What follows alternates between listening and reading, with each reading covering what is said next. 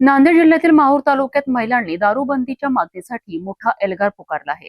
पवित्र पर्यटन स्थळ म्हणून ओळखल्या जाणाऱ्या शेख फरीद वज्रा आणि अजनी गावातील हजारो महिला एकवटल्यात आणि ग्रामसभेत 100% दारूबंदीचा ठराव मंजूर करून प्रशासनाला स्पष्ट इशारा दिलाय। दारूमुळे वाढणारे कौटुंबिक वाद, मारामाऱ्या आणि सामाजिक समस्या या विरोधात महिलांनी उभारलेला हा लढा आता संपूर्ण परिसरात चर्चेचा विषय ठरत आहे। माहूर तालुक्यातील मौजे शेख फरीद वज्रा हे गाव धार्मिक आणि पर्यटन दृष्ट्या महत्त्वाचे मानले जाते।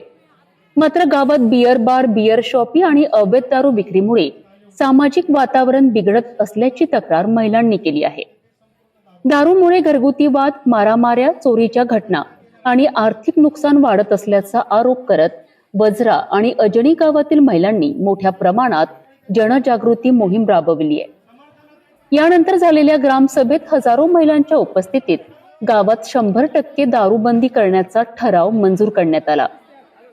महिलांनी गावातील सर्व दारू दुकाने बंद करण्याची जोरदार मागणी केली आहे।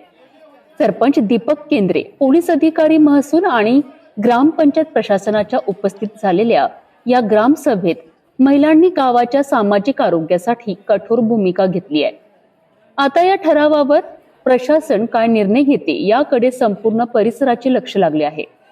दारूबंदीच्या मागणीकरिता हजारो महिलांनी दाखवलेली ही एकजूट ग्रामीण भागातील सामाजिक परिवर्तनाचे मोठे उदाहरण मानले जात आहे।